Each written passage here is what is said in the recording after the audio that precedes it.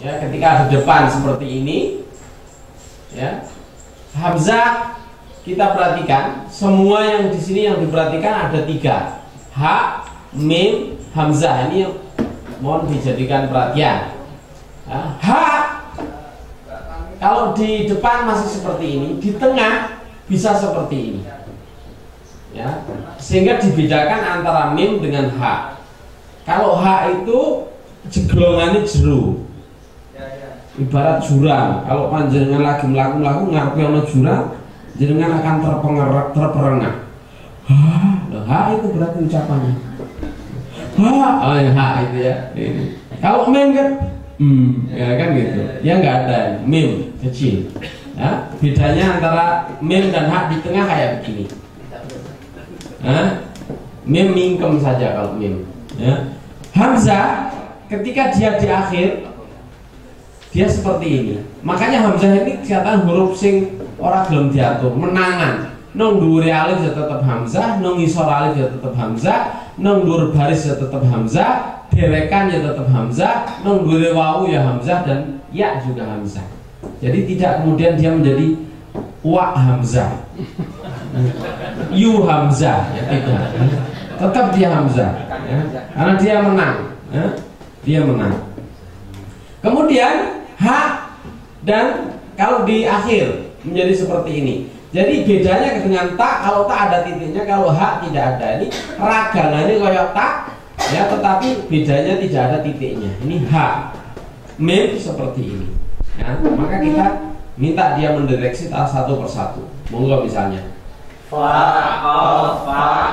Nah, bedanya fa dengan qaf hampir tidak ada, sama-sama bulatnya, ya. Tapi bedanya dengan mim adalah kalau mim bentuknya seperti ini, bulat.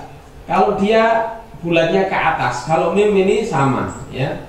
Antara ke bawah, baris ke bawahnya dengan ini, bulat, dia bulat. Kalau qaf dia kepalanya ada ke atas, ya.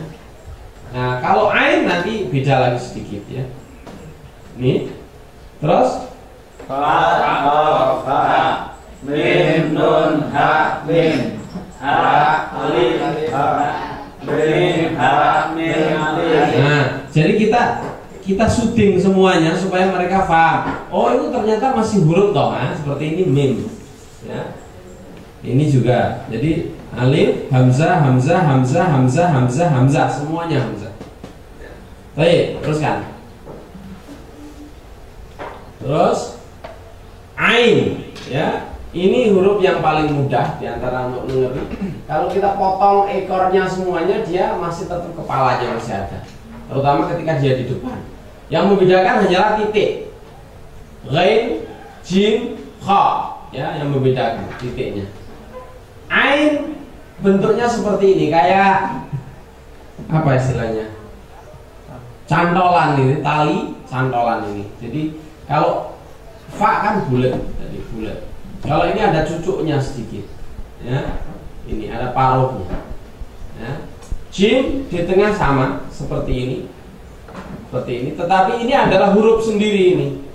Ini huruf. Kita beritahukan ini adalah huruf lain. Kalau diberi titik berarti jadi nun. Titik dua berarti titik dua di bawah berarti ya. Nah, ini kita terangkan begitu. Hak yang dijadikan adalah kepalanya ini saja. Ya, ain di akhir bentuknya seperti ini, sama seperti di tengah semuanya ada ekornya. Nah, maka kita suruh baca dia, ya, dan seterusnya. Lanjutkan. Oke. Sin, shin, sod, bot, bot. Bunyi bot itu beda dengan wa. Wa itu makharijnya hampir seperti ta, zal, dan wa. Wa itu ada di ujung lidah kita ke gigi kita depan.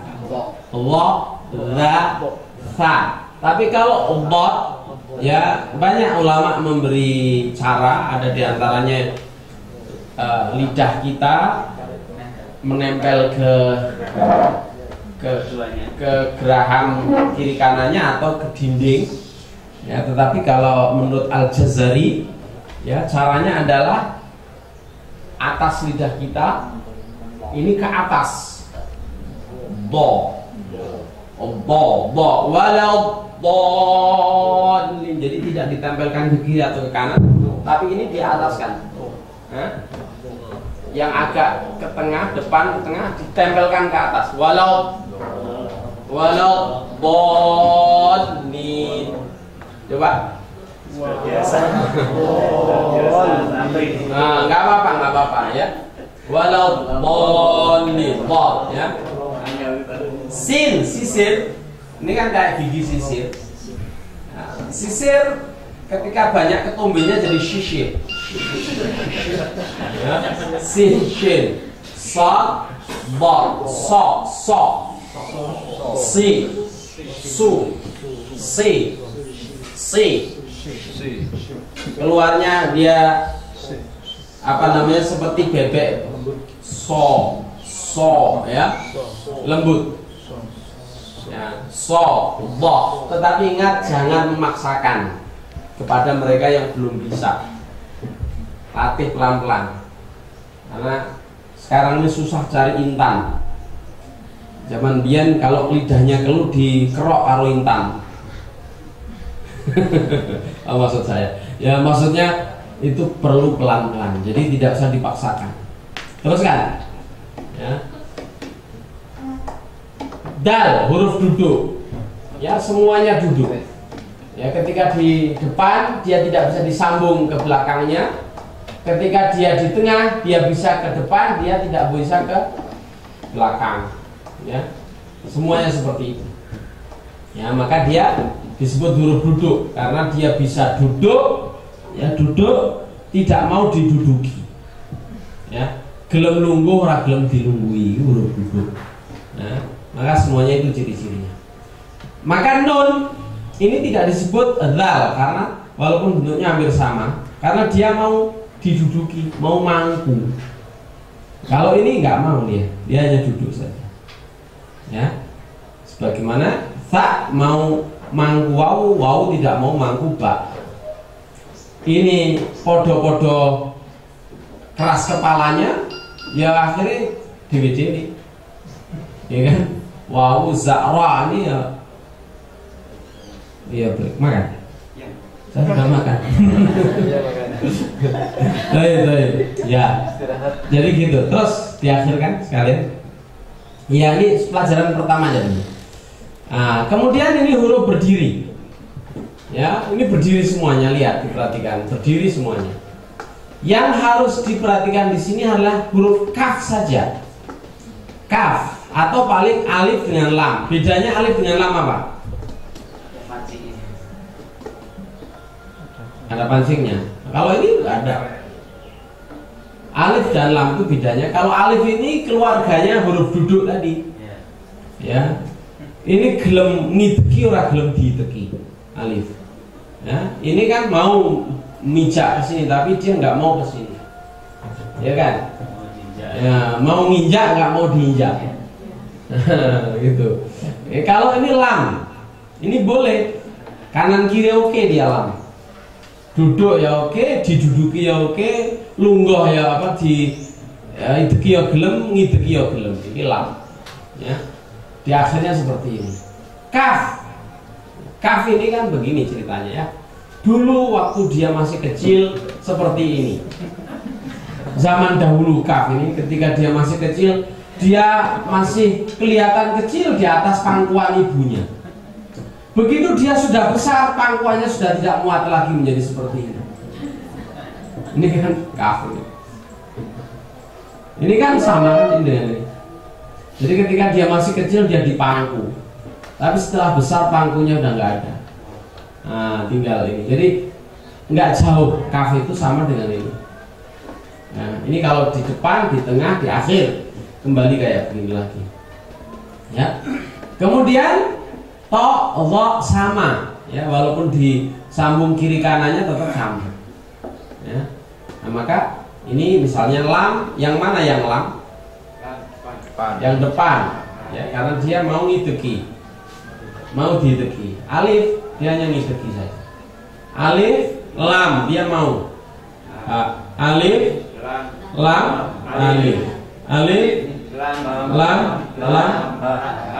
Ini kaf, lam, mim, ta. Iya, itu jenengan mesti sok.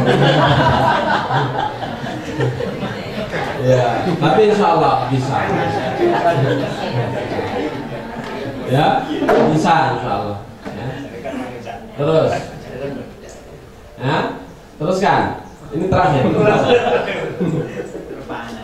Oke, Bapak Ibu sekalian. Jadi ketika terus, nanti saya ceritakan lucu. Terus. Oke, di sini ya. Intinya begini. Jadi seperti yang saya tadi katakan bahwa fokus pelajaran pertama ini adalah mengenal huruf hijaiyah dengan segala perubahannya. Maka PR ini harus PR, nggak boleh tidak. Kalau ingin bisa ngaji sambil kita katakan seperti yang tadi dikatakan bahwa baca Quran itu bermula dari huruf. Barang siapa yang membaca satu huruf saja dari Al-Quran, dia dapat pahala 1 hingga 10 kebaikan. Maka panjenengan kundur niki PR-nya adalah panjenengan membaca huruf-huruf dari Al-Quran. Maka dari awal kita sudah melibatkan dia untuk membawa Al-Quran. Ya, bagaimana caranya? Karena tadi kita sudah mengajarkan dia untuk mendeteksi huruf. Maka deteksilah huruf ini semuanya. Nah, silakan kalau mau baca ta'awud yang merdu, basmalah yang merdu boleh. Yang penting niatnya belum boleh baca Quran. Niatnya nawaitunya adalah nawaitu niat ingsun maca huruf-huruf Al-Quran. Jangan keminter urung iso maca Quran, niatnya maca Quran unine huruf. Ya, jadi dibaca. A'udzubillahi minasyaitonirrajim. Bismillahirrahmanirrahim. Itu tolong dibetulkan, masuk bismillah aja salah. Karena orang Jawa itu kalau baca bismillah semilah, ya. Bismillahirrahmanirrahim, ya. Jadi dibetulkan, ya. Bismillahirrahmanirrahim. Kalau ngebet banget kepingin dilakukan boleh.